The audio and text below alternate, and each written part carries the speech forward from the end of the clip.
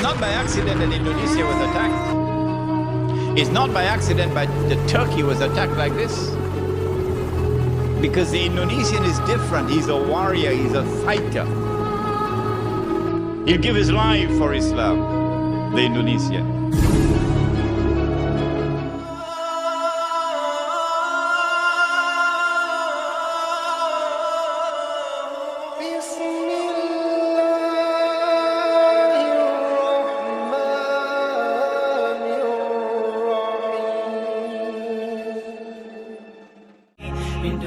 When Europe colonized, it was something very sinister going on. It was made even more sinister because suddenly one day Europe started to withdraw. They call it decolonization. And as Europe decolonized, the natives now, they have something that they call, I don't know if you heard about it, independence. Huh? Independence. And they have a flag, and they have a national anthem, and they have a hodgepodge of an army and so on. And then sometime in the middle of the night, they would have the lowering of the flag and the raising of the flag, and they'll be dancing and so on. And they say, we've got freedom. But the European will be hiding behind a mango tree and laughing his belly out. Look at these one-eyed fools. They think they have got freedom, that they drove Europe out. No, Europe withdrew for tactical and strategic reasons. But before Europe withdrew, decolonized, Europe planted some truly dangerous seeds. But the only way you could recognize those dangerous seeds is if you have nur from Allah. Not just knowledge that you get from the books. That's important. Yes, that is important. But you need something more than that. The first seed that Europe planted, of course, I told you about it already in my lecture on Imam al-Mahdi and the return of the Khilafah. That it is in the essence of Islam that you must recognize Allah subhanahu wa ta'ala as Al-Malik, the one who possesses Al-Mulk, sovereignty. That's the translation for Mulk, sovereignty. But now Europe leaves behind a dangerous seed called the modern secular state. And the modern secular state declares, we no longer recognize Allah subhanahu wa ta'ala as Al-Malik. The state is now Al-Malik, sovereign. And that is shirk. And I explained to you the same thing about power, Al-Akbar, and the same thing about Al-Hakam, the one whose law is supreme. So go back to that lecture and you'll understand this.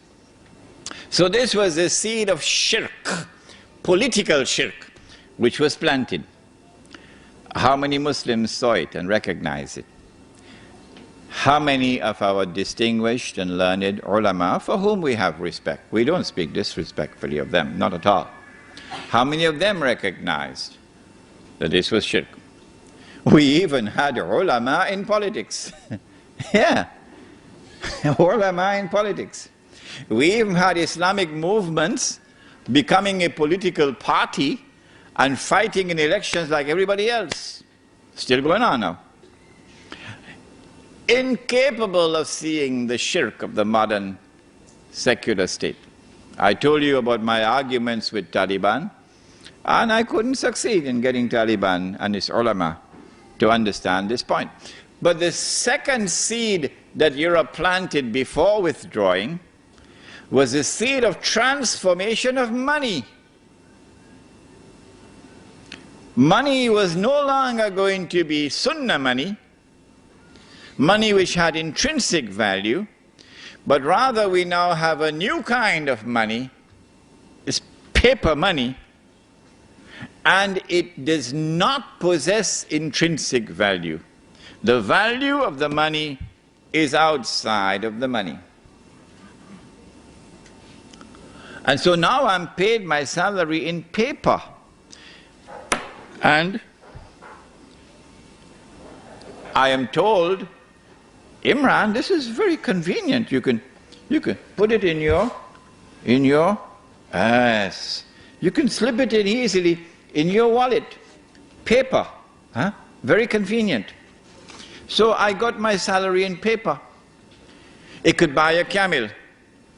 Took it home, gave it to my wife, put it away.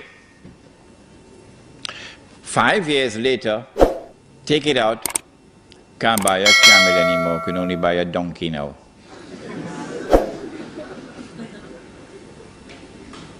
Did you hear that? Can only buy a donkey now.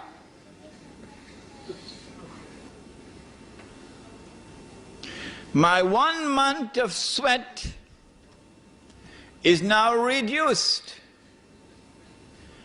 Only 2 weeks have been kept in the money. And 2 weeks of my sweat has disappeared. Is this permissible in Islam? Allah speaks in the Quran in connection with a prophet whose name was Sheik radiallahu ta'ala anhu. Bismillahi awwaluhu wa akhiruh.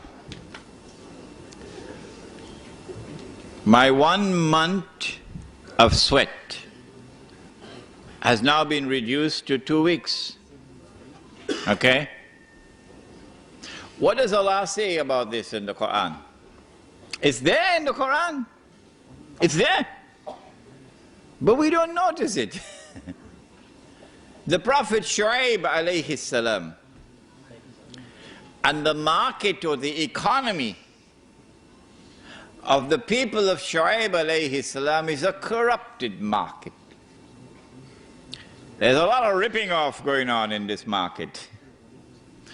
And Allah subhanahu wa ta'ala responds to it in the Quran, and He declares 3 times in the Quran.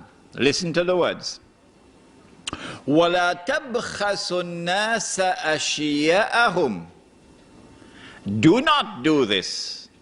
My 1 month is now reduced to 2 weeks. Do not diminish and make less the value of people's property, people's labor, etc. That is haram. And so this money, which is losing value, is by the definition of the Quran haram.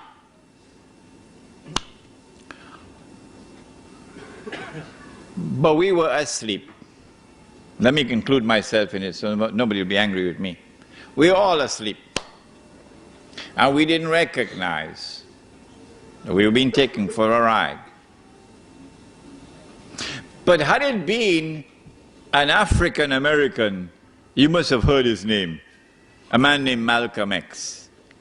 Oh, he used to see with 2 eyes. Oh yes. Had it been Malcolm, Malcolm would have asked, who took my money? And how did they take it?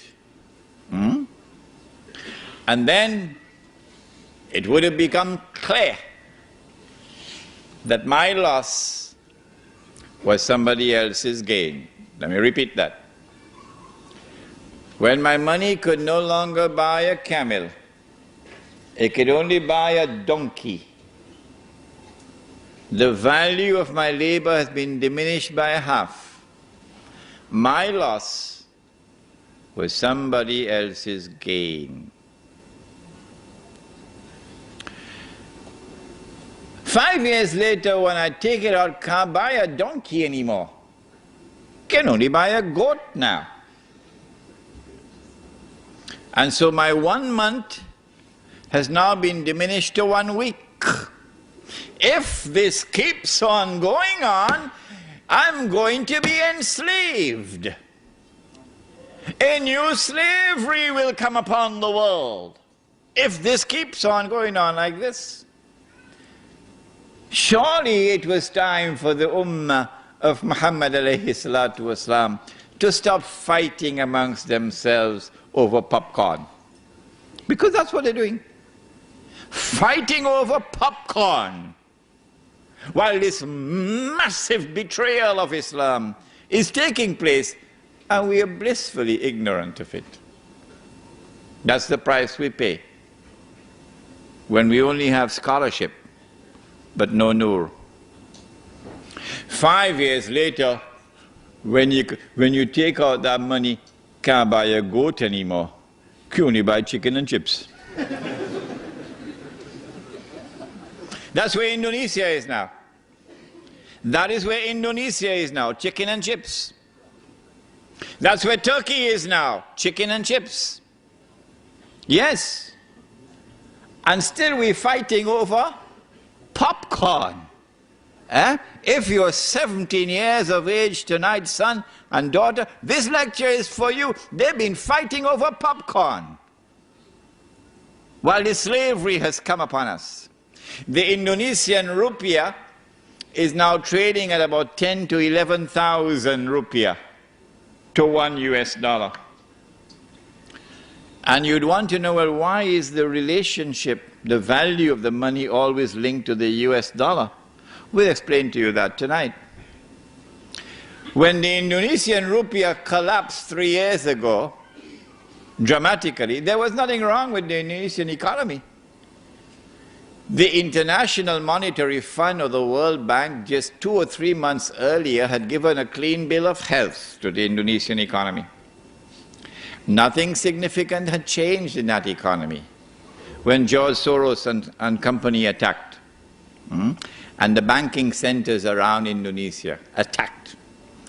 Singapore, let's put it into the record tonight, is one of them. The Indonesian rupiah collapsed overnight. It was trading, I think, about 8,000 and it fell to 20,000 within a matter of 1 week. And more than a half of the population of Indonesia were instantaneously reduced to poverty.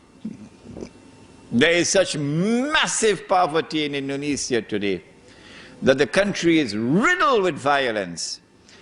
And our sisters, or let's put it, my sister and my daughter and my mother must now sell her body for $1. It's very cheap now, $1.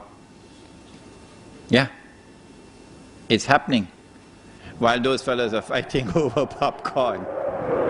What about Turkey? It's not by accident that Indonesia was attacked. It's not by accident that Turkey was attacked like this. Because the Indonesian is different. He's a warrior, he's a fighter. He'll give his life for Islam, the Indonesian.